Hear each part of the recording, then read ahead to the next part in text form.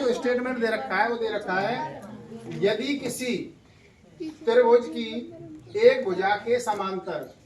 अन्य दो भुजाओं को भिन्न भिन्न बिंदुओं पर प्रतिच्छेद करने के लिए एक रेखा खींची जाए तो ये अन्य दो भुजाओं को एक ही अनुपात में विभाजित करती है। अन्य दो भुजाओं को एक ही अनुपात में, अर्थात तुम्हारा त्रिभुज एबीसी है जिसमें इस AB का बिंदु है D और AC का बिंदु है E। इसको अगर हम आगे बढ़ाते हैं तो ये वाली भुजा इसके समांतर होती है। जब ये भुजा इसके समांतर होती है तो AD बटे में DB बराबर होता है AE बटे में EC के। जो हम कर रहे थे ना सवाल, इससे उसको प्रूव कर रहे हैं हम यहाँ सूत्र कोई। तो देखो उपपत्ति कैसे करेंगे, उपपत्ति को अंग्रेजी में क्या कहते हैं हम, प्रूफ। सबसे पहले हम बात करेंगे त्रिभुज ADE में, त्रिभुज ADE का क्षेत्रफल ही लिख दो आप, और क्षेत्रफल ना लिख के ऐसे लिख सकें एरिया, एरिया ऑफ ADE का क्षेत्रफल बराबर, आपने पढ़ रखा है त्रिभुज का क्षेत्रफल कितना होता है, 1/2 आधार,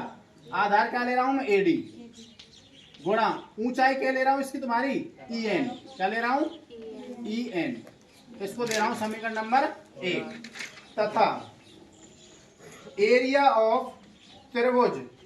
DBE, दोबारा सुनेंगे DBE,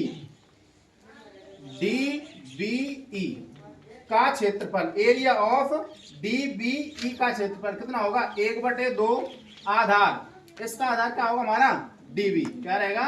DB, गुणा ऊंचाई क्या है इसकी, पीछे जाएंगे तो क्या हमारी EN, क्या है हमारा EN, ये दे दिया मैंने समीकरण नंबर 2। अब मैं बात कर रहा हूं किसकी, दोबारा से AD की बात कर रहा हूं, एरिया ऑफ ADE बराबर 1/2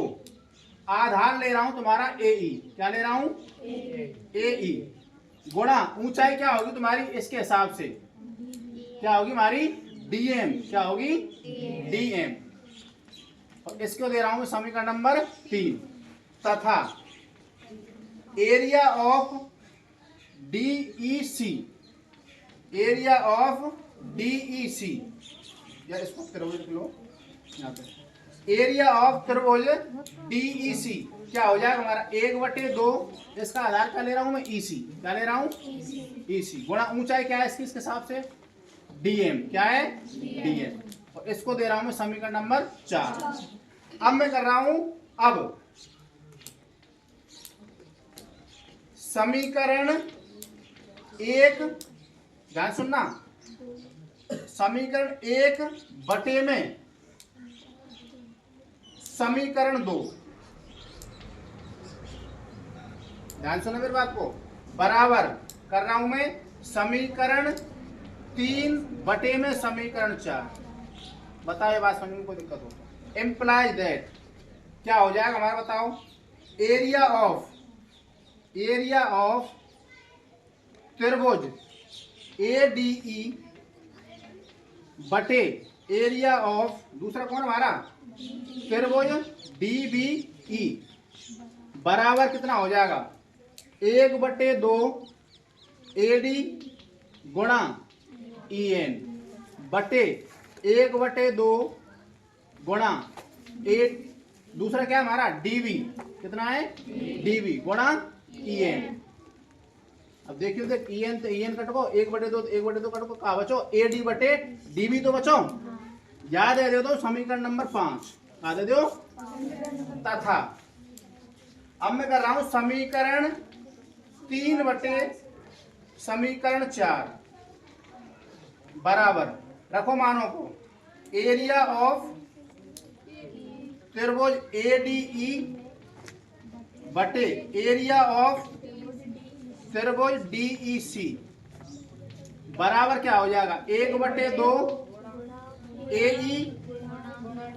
गुणा DM बटे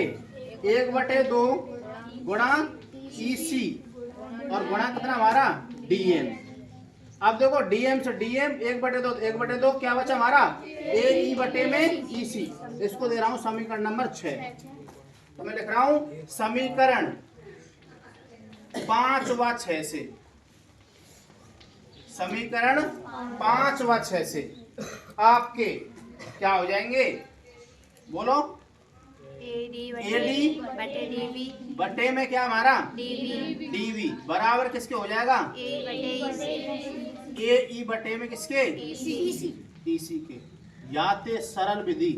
या ब्रह्मांड में कोई ना आया प्रमेय करा दी। नोट कर लो सभी, एक बार दोबारा समझ लो। एक बार